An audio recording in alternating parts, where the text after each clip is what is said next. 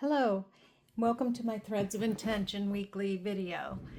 This week we have the letter B.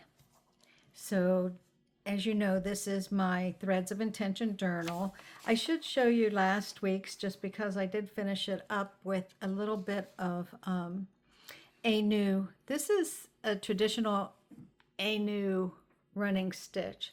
And I just think it's beautiful for an embellishment around the edge of something. So I included that. And then I wrote something to remind me about what this is, which I wrote A is for enu and applique. And then I wrote each motif tells a story of protection, love, and connection to ancestors and the spiritual world. Ainu people of Hokkaido, Japan. I'm not sure if I pronounced that correctly. And if you look closely, this is my little Jill signature embroidery for the piece. But I thought that ended up being quite really cool. So that's A. And B is for blanket stitch, but it's also for Basque stitch. So I was thinking, since I had combined enu and applique, perhaps I should combine the B's from blanket to Basque. So I was trying to work out what I could do with that, and I remembered a couple of things. One, I did the variation on the blanket stitch on the front of this journal, if you can see there. And it came out very textural. I just loved it. It shows up great when I did the other video when I showed making this journal. And so I'm going to use that. And then I'm going to use the Basque stitch, which is known as a, it's also associated with the chain stitch. So to get started, I thought I better pick out my materials. Okay, so I got a few things out here, but I can show you what I chose. The first thing I chose, and I've already got a piece together that I'm going to stitch on, is my piece that will fit on this page. And the piece that will fit on this page is, I'm going to use that gold background there. I like that. And then I have this pretty, oh, my little boy's making a collage again. Just 1 minute. So I'm going to use this gold background, and I'm going to lay a piece of textured linen on top of that, in which I'm going to sew. And I decided, since it's Valentine's, well, it's not Valentine's Day yet, but it is getting close. I thought I was going to use, I think I'm going to use a heart, which I cut out of paper, a stencil, a pattern. And then I just went around it with my blue heat-soluble pen. Now, what I thought I would do is the modified, or the variation of the blanket stitch around the outside of this heart, because it does make a nice border pattern, as you can see here. But then I wanted to incorporate the Basque stitch into this. So I think off of the modified blanket stitch, or the variation in the blanket stitch, I'm going to add the Basque stitch.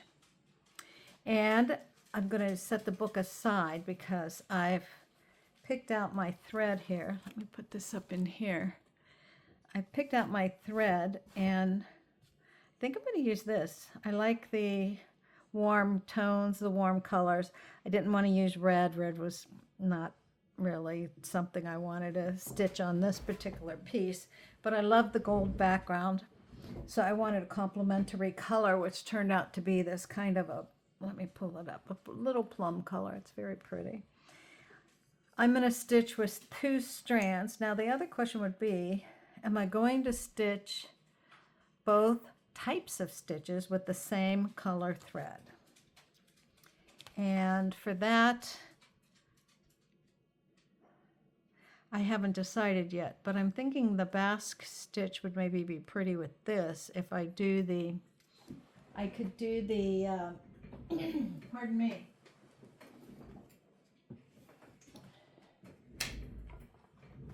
Because the Basque stitch looks like a little petal, flower petal, I could use just an off-white like I did on the front of this journal for the modified blanket stitch. And that might look nice. So I think maybe I'll do that. I don't think I want them all the same color. So this color is going to sit aside for a little bit until I'm ready to use it. I'm going to start with this off-white. It's a perlé cotton, which I love. And let me get my needle book here. Where's my, I think it's this one I want. Yep. Bear with me 1 minute while I thread up my needle.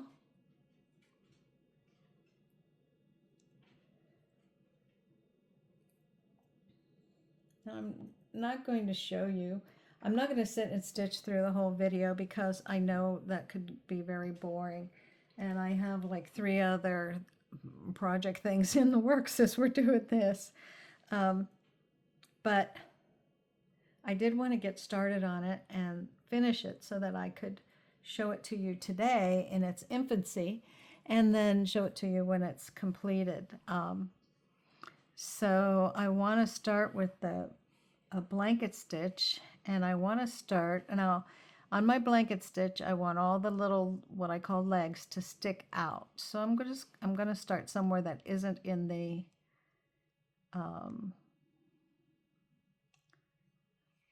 isn't at the top or exactly at the bottom. I'm going to start somewhere in the middle. So to get the leg to come out, this is easier for me to do a blanket stitch like this if I can see that I am, I bet you this linen's going to might be a little tough, or I might have to get a smaller needle. We'll see. Okay. So I'm going to start with just a regular blanket stitch. I'm going to go all the way around the edge with this. Yes, and I think this is going to be nice with that other color. I'm not going to be shy about putting how big these stitches are. I think I want them to be large enough I mean not so close together. And you could see that right here, that I have quite a bit of space between here and here. It's about, you know, a good 1/4 inch, which is probably pretty big for a blanket stitch. But since we want to do the honeycomb effect, we might get to do some neat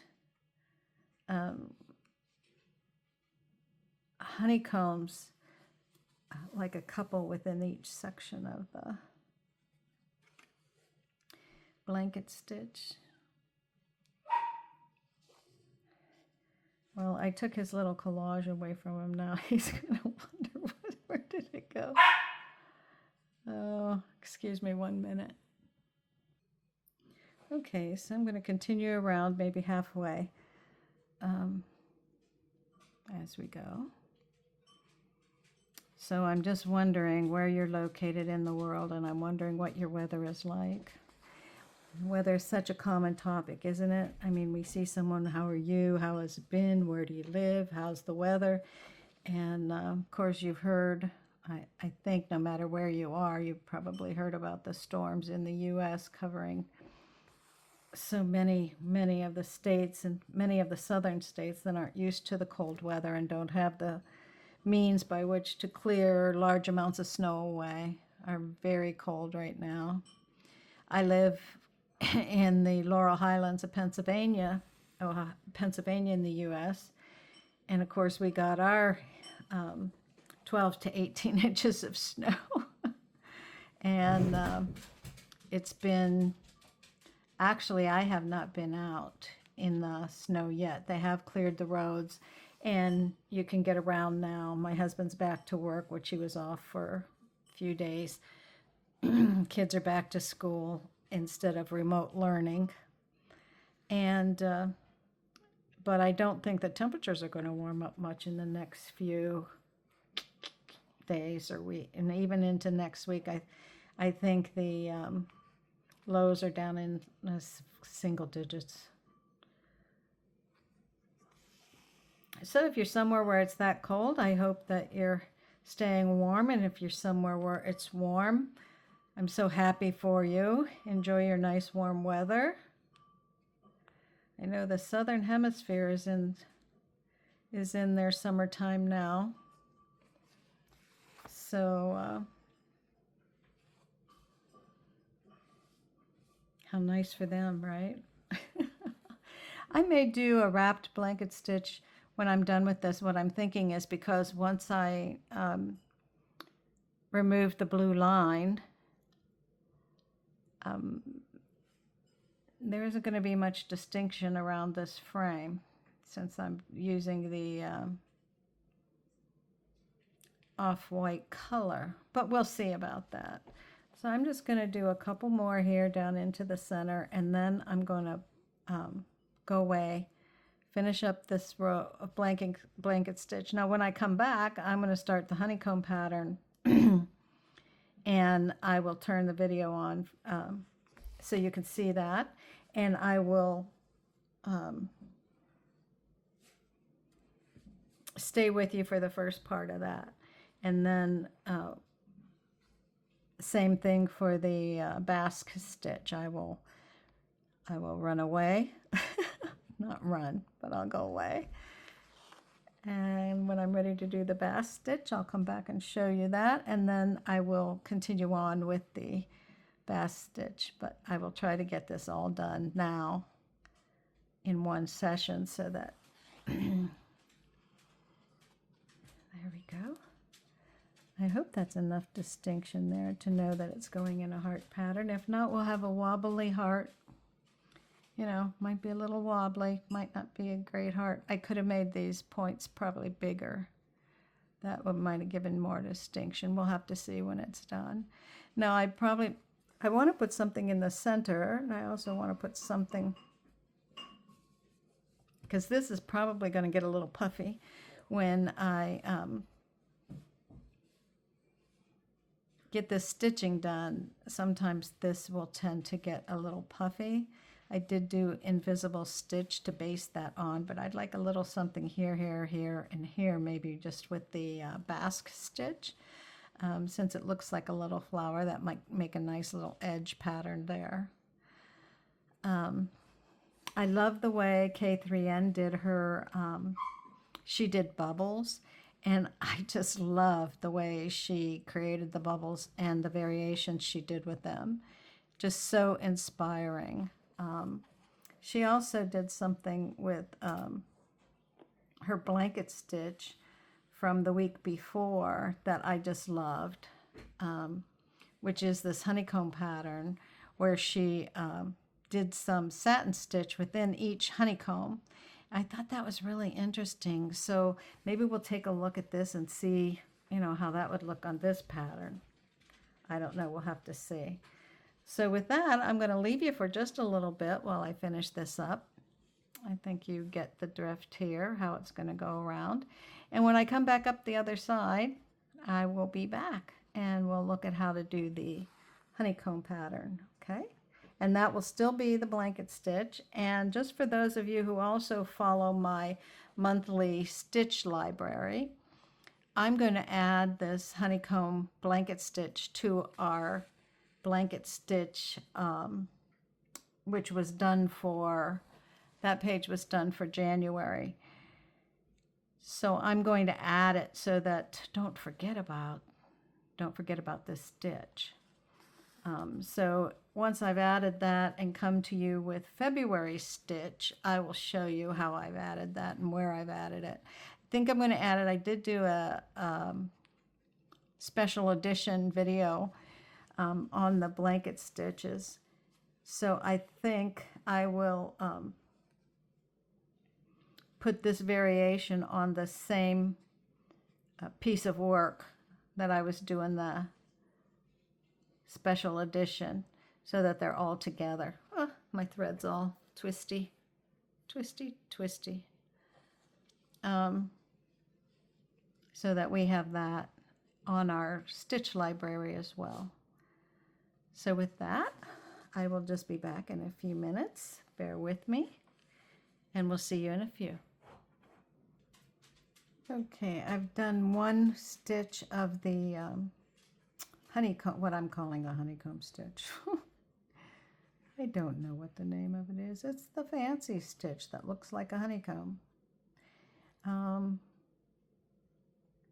Be sure my thread is caught underneath that needle. Hold on.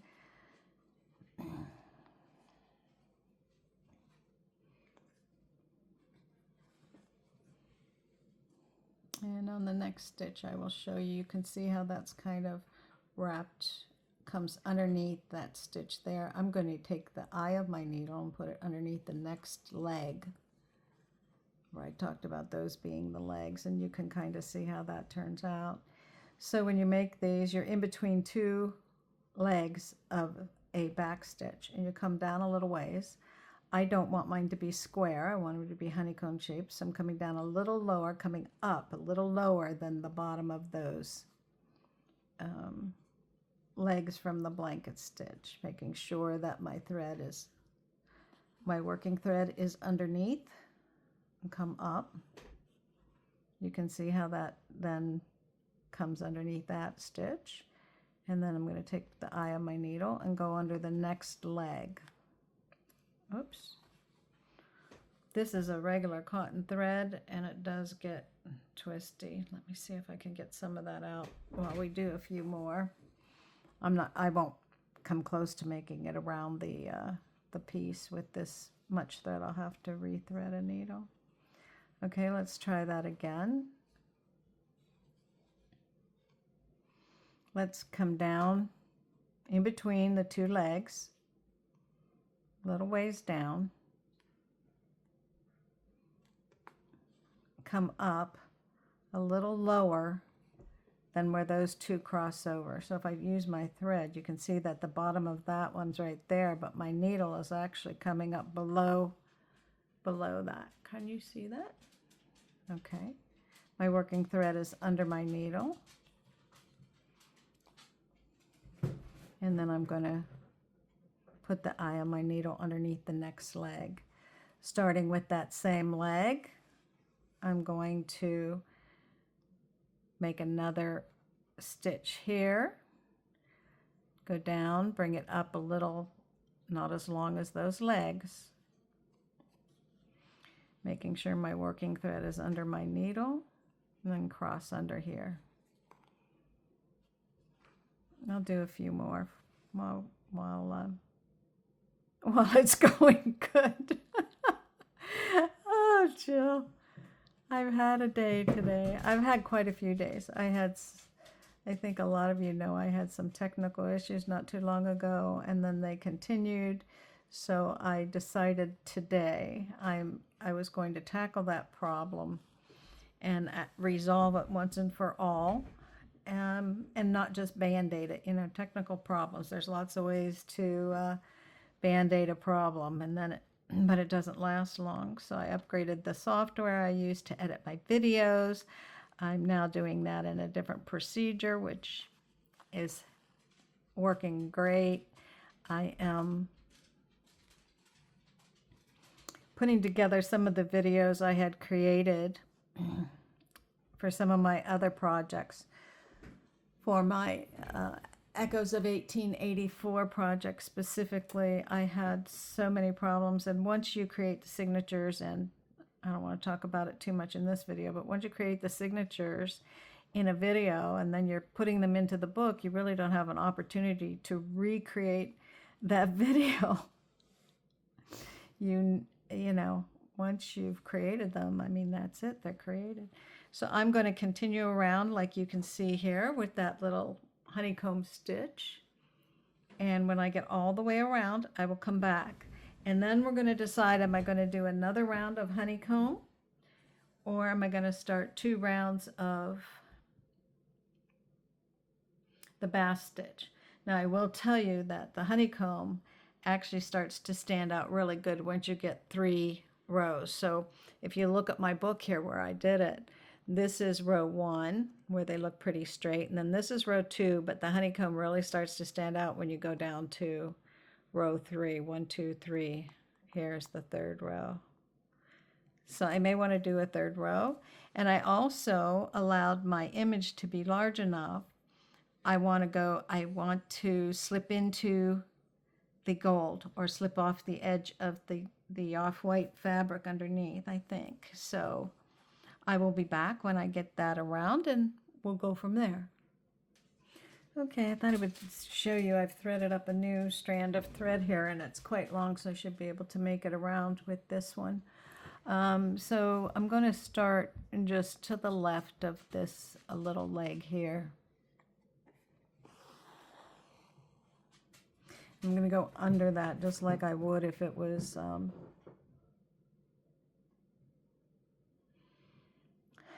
going to go under that. Hold on a second. Is that right? Am I going under this one? Yeah, I'm going to go under that one because the starting stitch is, you know, always the hardest, right? I'm not sure that's right. I think I should have went under that one, but we'll continue on and see. If not, I will just abandon that stitch and come back and start a different one. Come up here. Be sure my thread is underneath. Come over. Let's see what that looks like before I continue on. No, that's correct. Put my thread under there. Let me see what that looks like. That should make the entire stitch. So let's see. It is messy. I don't like it. I will back that one out and we'll continue on. So not only did I have a problem on that beginning stitch, I also had another problem. It took me a little time to clear up. Was when I wrapped my thread around the stitch, I had split the existing stitch. So if you know how hard that is to undo, you know why it took me a while to fix that problem. But I did want to take the time and fix it right then. I mean, there's no race here. I'm not in a hurry. This is intentional. These are my threads of intention, right? These are my threads that I stitch. I figure out the stitch. I continue on, hopefully making something out of nothing. I love that. I love making something out of nothing. And I love before and after pictures, although I don't take a lot of before and after pictures on my stitching, which I should. The thing with that is I usually start a stitching project and then I'm so excited to start the stitching part that I just move forward and I don't think about stopping and taking pictures, or sometimes I miss a whole video because I've got so wrapped up in the making and enjoying the making that I forgot to start the video. But you know, that's somewhat of what intentional stitching for me is all about. You know, I shouldn't have to. I should enjoy the stitching, and if that happens, I know I'm enjoying it.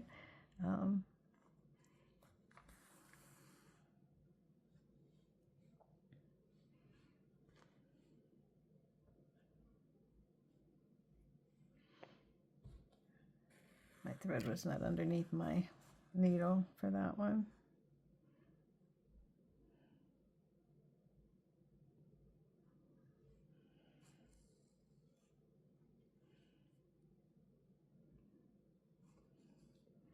This is going to take me a while. If you'd like to fast forward until I get all the way over to here, I could just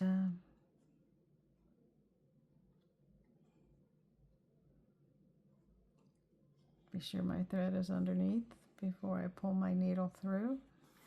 That's very helpful. And when I get a little tug there, it's usually this little piece right here is my end.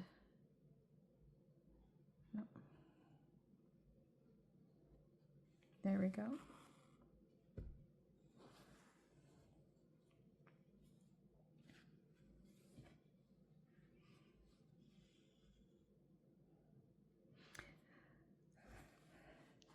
Hand stitching isn't the easiest when you're trying to make it so other people can actually watch.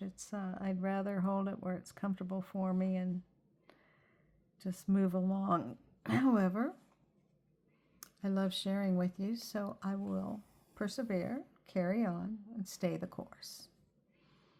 And before you know it, I'll be around this whole thing with these modified, or what do we call them, a variation of this blanket stitch. Be sure my thread is under the needle. Come through, weave underneath the next leg, and pull through. Go down, come up just short of where those legs, leg 1 and leg 2, go down. Be sure your thread is underneath your needle before you pull through. Pull through and thread through the next leg underneath. You just keep going around. Make sure you're, I guess if I pull my thread up above when I'm showing you this, it's easier to keep that thread underneath the needle before you pull through. So I'll have to practice that for if I'm doing it on screen. And back through again. So now we're moving along. Just so amazing to me how this YouTube thing works. I mean, you know, we've got all kinds of wonderful makers out there, and we can watch them whenever we want. And it's so lovely that they share their makes, and they talk about community, but I don't think I don't think you can, it's hard to envision that community if you're sitting on the outside of it, but if you're on the inside and you see the response of your viewers and, oh my goodness, the likes and this comments, and I love the comments. And Linda from California, if you're watching, I love your comments. keep sending them to me. Wish you lived closer so we could maybe craft together.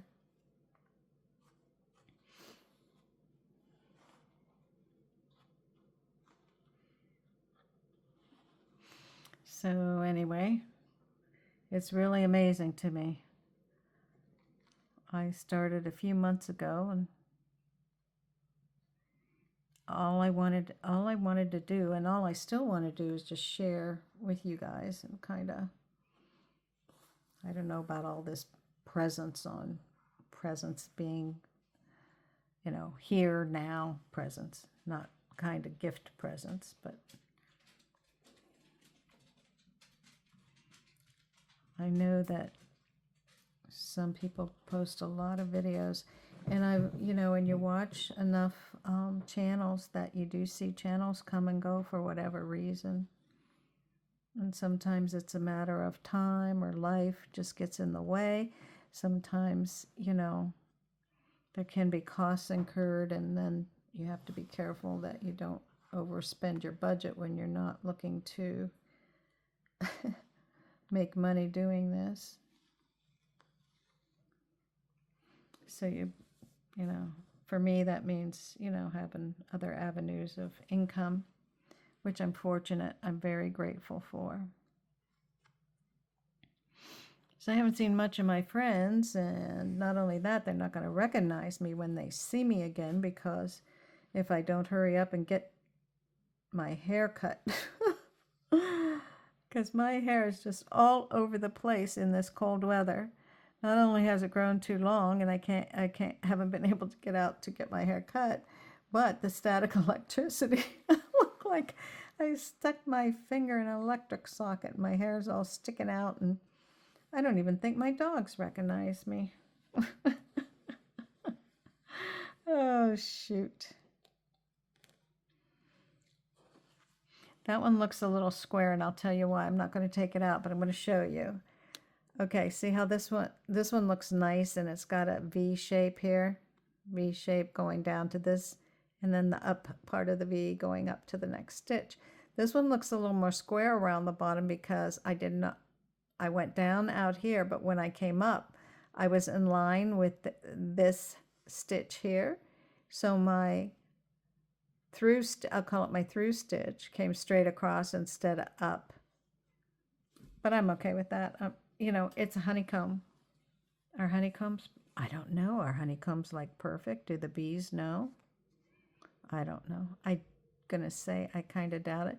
But I also think that that happened because of the way my pattern is laying. I mean, I'm trying to go, I came down this side and I'm headed up that side, and obviously that was causing a little bit of the stitches to be not the same distance apart and things like that. So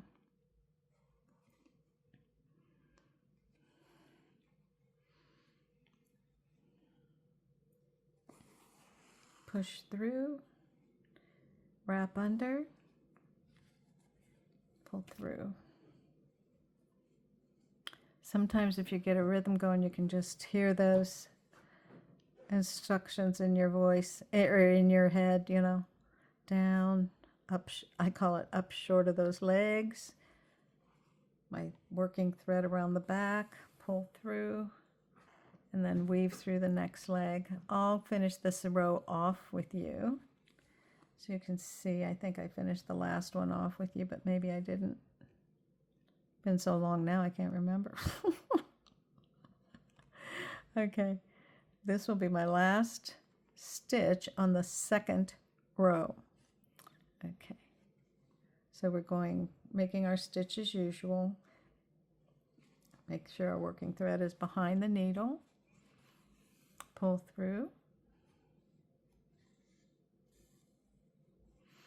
And now I'm going to go through, you can see where I'm at. I'm going to go through my thread just like I would normally. There we go.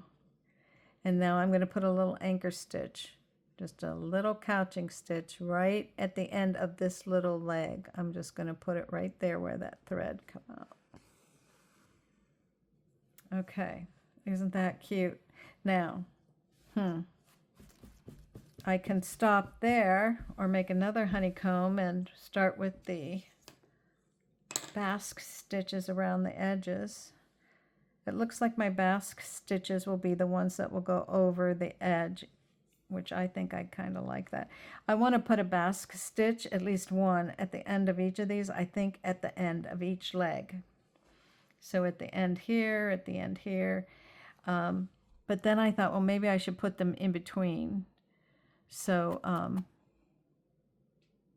think I'm going to take a look at both ways and then make a decision on that. And I will be back with you in just a minute. So I'm going to finish off my thread on the back. It doesn't look too bad on the back. I have a couple of knots where I went in. I tried to make them small, but it doesn't matter. This is just going in a book, and there's nothing going to take these stitches out. So I'll do a couple back stitches to hold this down, secure that thread, and snip it off. I think I'm going to use 2 threads for my Basque stitch. And this goes in the aught jar. When I started the slow stitching stuff, I didn't know what an aught jar was. Why would you know? But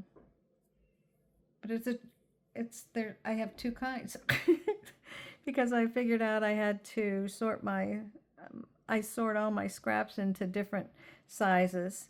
So I have my large scraps, then I have my strips scraps, and then I have my little baby scraps, which would be things that look about like that big.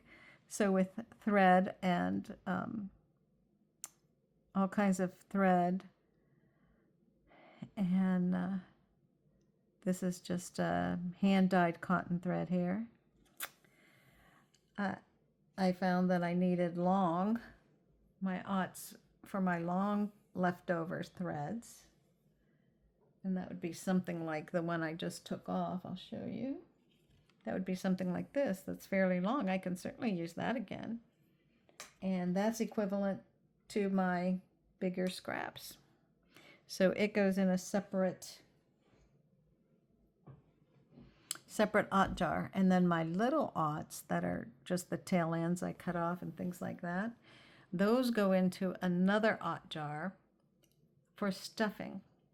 You know, when something calls to stuff it with something, I use my little aught jar for those things, and that's what you do with it.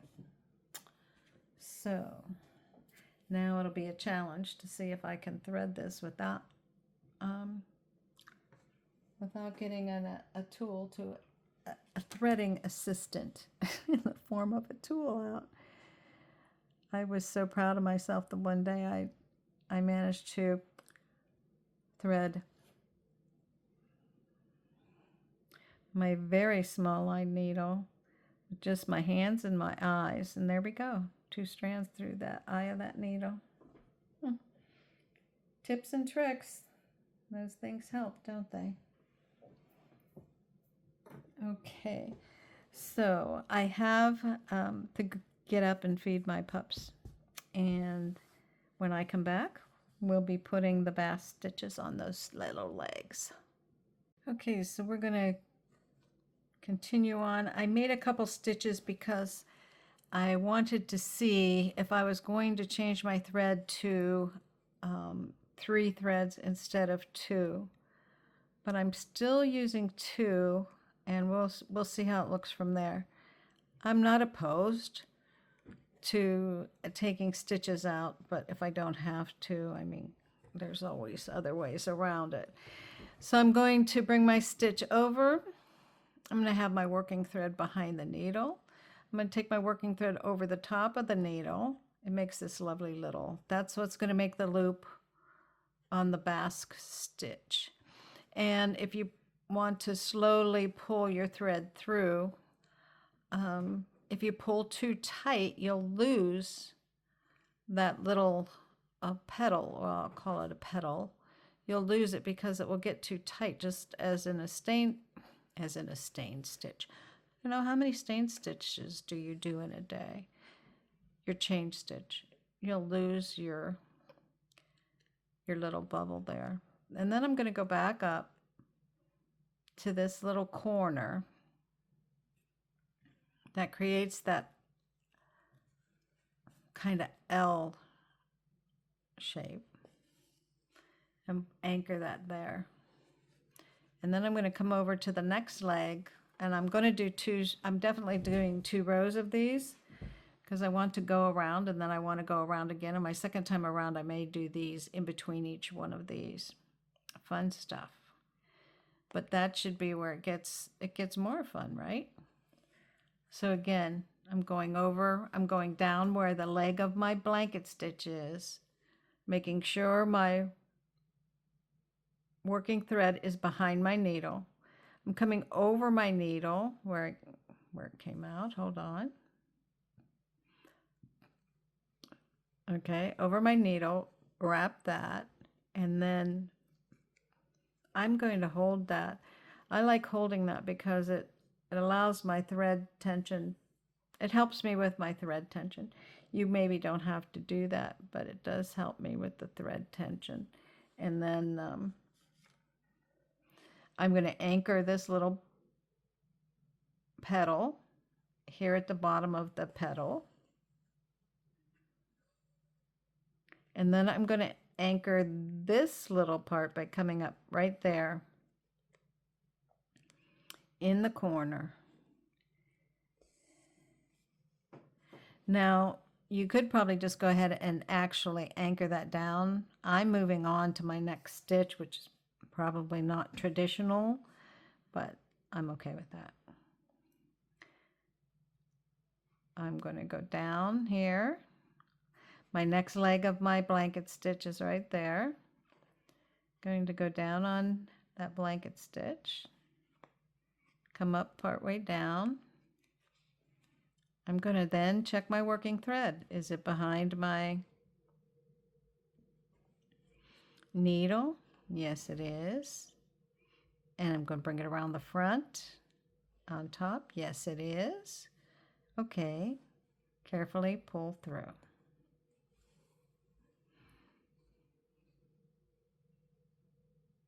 Oh, there, that's cute. And I'm going to anchor my little petal. This time, I'm going to anchor up, make sure those little fluffies come out from the center of that. This time, I am going to anchor down my thread here. Let's see how that works. I don't know that you have to do it. Probably makes your needlework more secure. If it's on something that's going to get used a lot, you wouldn't want these little cross pieces to catch on things. But if I do that, I'm now under the thread, so I have to come up to go over. So I don't really like that. I guess it's not a big deal, but it's just taking an extra stitch. I'm going to go to the next leg,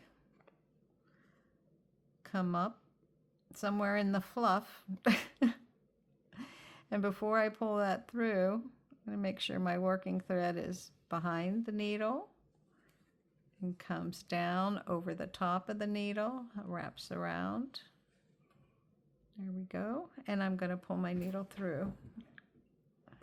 Yes, I did. I pulled it right through the needle. I came unthreaded. There we go. Let me rethread this needle. Give me 1 second.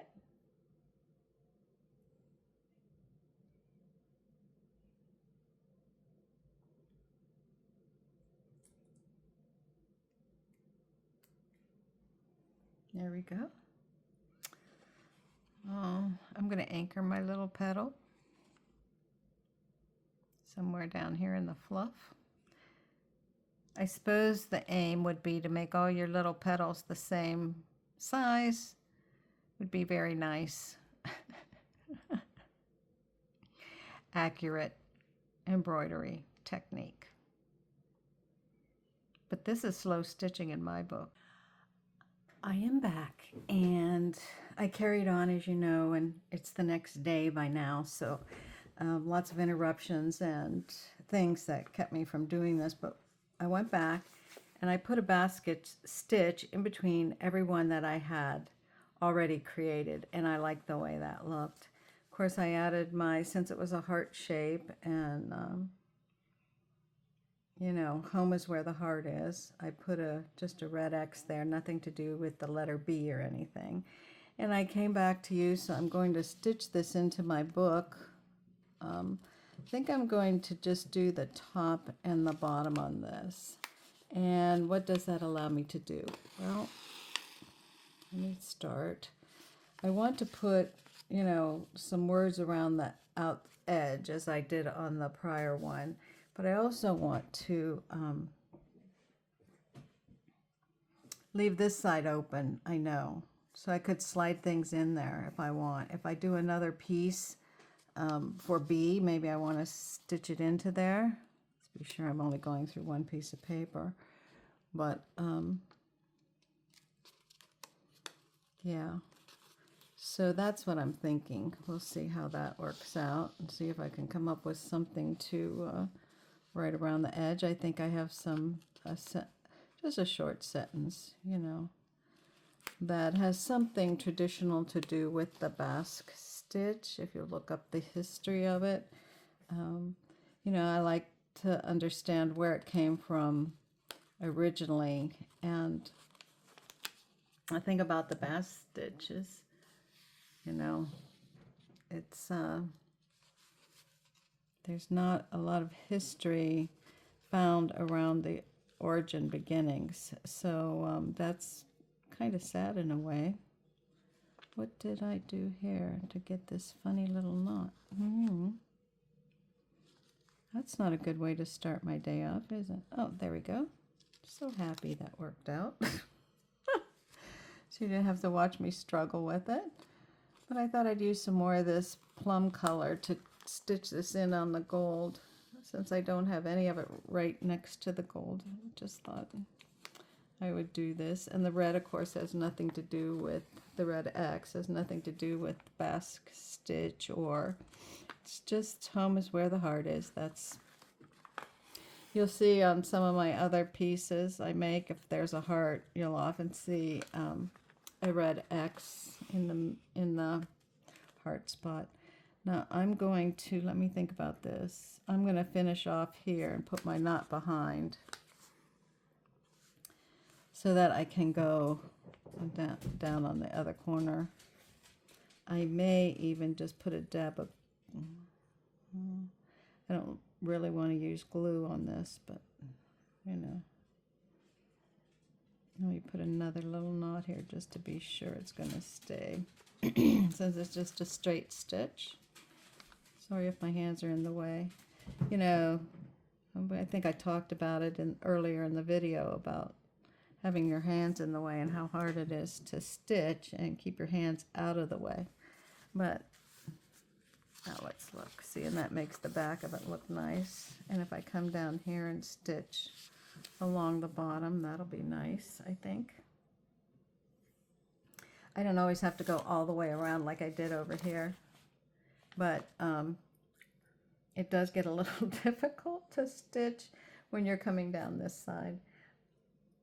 The bottom and the side closest to the edge, not too difficult, but and I am right-handed, so it's easier for me to start on this outside edge and work in. I'm just going to get my, hopefully my paper straight, because I'm not going to pin it. I'm not going to pin it so it's straight. I'd have extra holes in my paper then.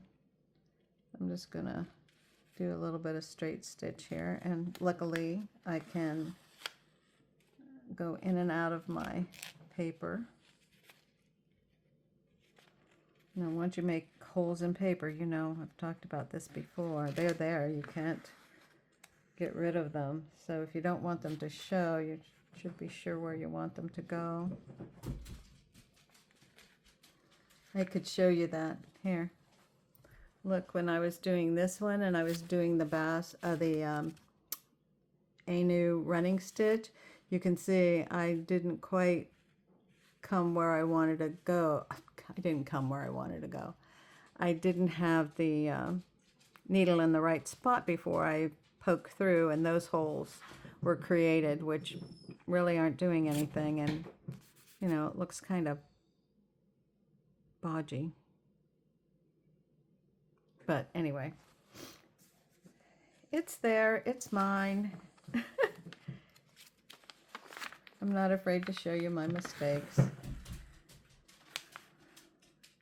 And I think it's good, because if any of you think you know, everybody makes mistakes, but in my intentional stitching, let's embrace them. Let's embrace them. And even not in my stitching, you know, I'm doing intentional crafting this year, which means that I'm embracing the imperfections that come along the way. And there's always a way to fix or modify what you're working on so that perhaps a mistake looks like it's intended to be there. And I could do that by simply collaging on this page or doing something else on that page, but I certainly don't want to do that, so not going to happen there. I'm going to go through clear to the back on that stitch, because you can see I ripped the paper there. Funny. Yeah, I like that. I like that. And I'm just going to go up right here, come back through so I can make a little tiny knot on the inside here. Rather non-traditional, but I'll couch that little stitch down and then come to the back. I'm hoping, this is terrible. Well, I don't know. I'm curious about what we're going to do for C. D, E, F. I'm curious about all the rest of the letters of the alphabet. I'm hoping I can find some interesting things to write about for everything that we create. Won't that be interesting?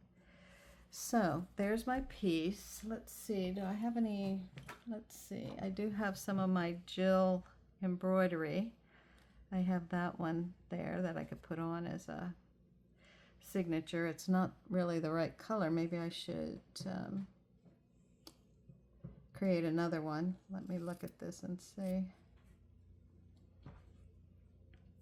I just sit and make these sometimes so I have them handy. Just let me cut that down. Doesn't need to be big and blast you in the face when you look at the page, that's for sure. Just squaring off the corners here, squaring off the edges a little bit. There we go. Yeah, I might put that down there. That looks kind of cute. Excuse me, 1 minute. It is like 2 degrees here today. 2. What is that? What is 2 degrees? My nose is running. I was out shoveling the porch off for the dogs so they could at least get out part way. So let's see, I'm going to say B. So we're going to say, and I'm going to use a small letter B. B is for Basque, and that's spelled B-A-S-Q-U-E.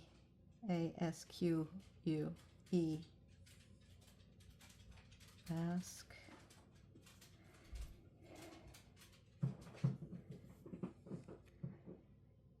And blanket.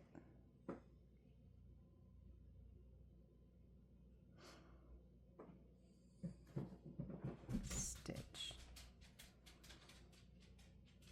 And where did I put the date on this? Let me look. I just would like them to be consistent. Oh, I put them underneath my name. Now if I put my name there, I'm going to have to scoot it up a little bit. So, and how did I write that?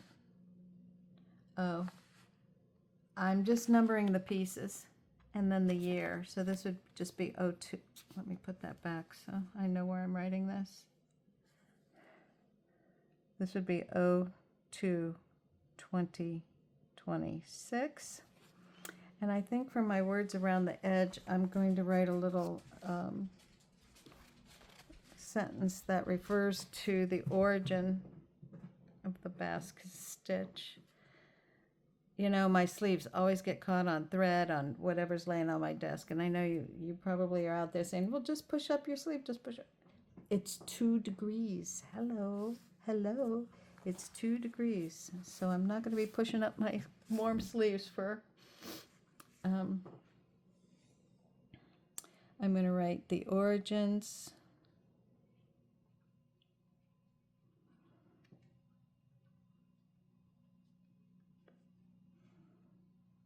of the Basque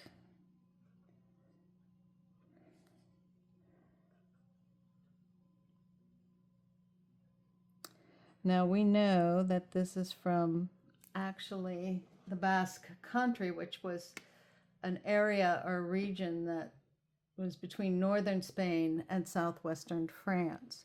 So we know where it came from, and it's in the Pyrenees. But the origins of the Basque stitch, actually, the Basque stitches, there's more than one. They have a really nice knot, a Basque knot that's real pretty. I thought about putting it on here, but I did not do that.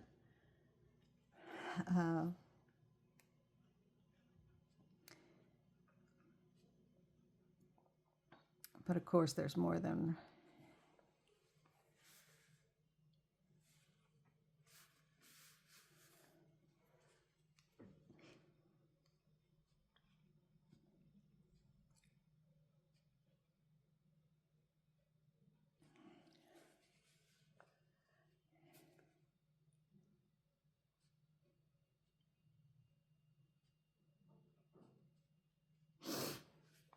oh, my poor nose. I so apologize.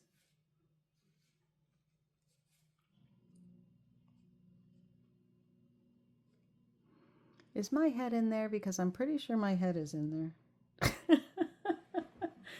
I can't see what I'm doing, so I've had to pull it closer to me so I can write without, you know.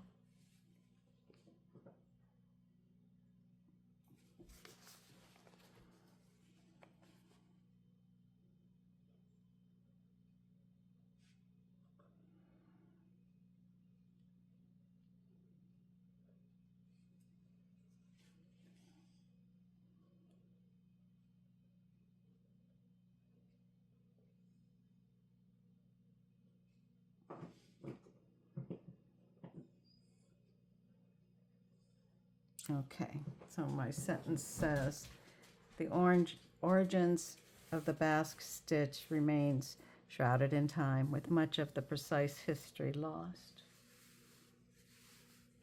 You know, they're saying that the Basque stitch likely goes back to the 8th century, which I love because that's just so ancient, but it's amazing anyway. So this is going to be my bee